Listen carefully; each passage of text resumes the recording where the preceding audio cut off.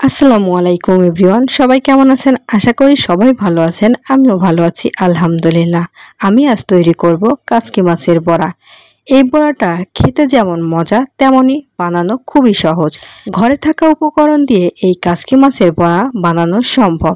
চলুন কিভাবে আমি এই কাচকি মাছের বড়াটা তৈরি করেছি আপনাদের সাথে সেই রেসিপিটা শেয়ার করছি। এই কাচকি মাছের বড়া তৈরি করার জন্য আমি কিছু মশলা ব্যবহার করছি। চলুন দেখে নেওয়া যাক।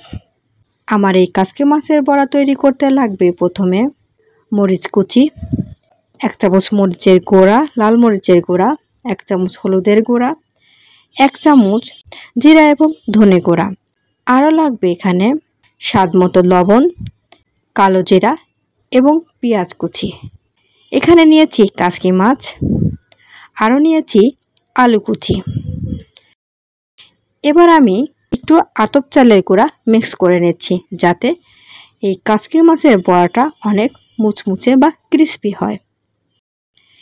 এবার আমি সবগুলো উপকরণকে একসঙ্গে মিক্স করে নিচ্ছি, শুধু কাচকি মাছটা আমি দিচ্ছি না। কাচকি মাছটা যেহেতু নরম, মিশাতে গেলে ভেঙে যাবে, এজন্য আমি কাচকি মাছটা পরে মিশাচ্ছি। এই কাচকি মাছটা দেওয়ার পর আলতো করে আমি মিশিয়ে নিচ্ছি। মিশানোর পালা হয়ে গেছে, এবার আমি একটা সাইডে রেখে দিচ্ছি। এবার এটাকে আমি ভেজে নেব। এবার আমি চুলায় প্যান বসে দিচ্ছি, পর্যাপ্ত পরিমাণ তেল দিয়ে দিচ্ছি। তেলটা একটু গরম হয়ে এলে এখানে বড়া শেপ করে আমি সেই মেখে রাখা কাচকি মাছটা আমি দিয়ে দিচ্ছি। এই বড়াটা খেতে কিন্তু অনেক মজা। চাইলে আপনারা ভাতের সাথেও খেতে পারেন, আবার এমনিও খেতে পারেন।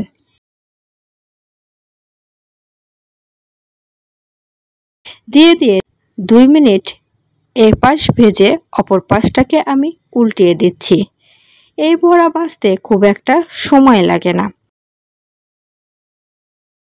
এক পাশটাকে উল্টিয়ে আমি অপর পাশটাকে উল্টিয়ে দিচ্ছি একইভাবে। এটা কিন্তু খেতে অনেক মজা হয়, আপনারা বাসায় অবশ্যই ট্রাই করবেন। এই বড়াটা খেতে ছোট বড় সবাই পছন্দ করবে। এই বড়াতে কিন্তু মাছের কোনো স্মেল থাকবে না। এই বড়াটাকে আমি 2 পাশটাকে গোল্ডেন ব্রাউন কালার করে ভেজে নেব। এবার ভাজাভুজির পালাটা শেষ, আমি এবার একটা সার্ভিং বলে তুলে নিচ্ছি। যদি আমার এই ভিডিওটা ভালো লেগে থাকে তাহলে লাইক কমেন্ট শেয়ার দিয়ে আমার পাশে থাকবেন। আমার কাছে যদি আপনাদের কোনো রেসিপি দেখার ইচ্ছা জাগে অবশ্যই আমাকে কমেন্টের মাধ্যমে জানাবেন। আমি চেষ্টা করব আপনাদের পছন্দের রেসিপিটাই তৈরি করে দেখাতে। সবাই ভালো থাকবেন, সুস্থ থাকবেন। আল্লাহ হাফেজ।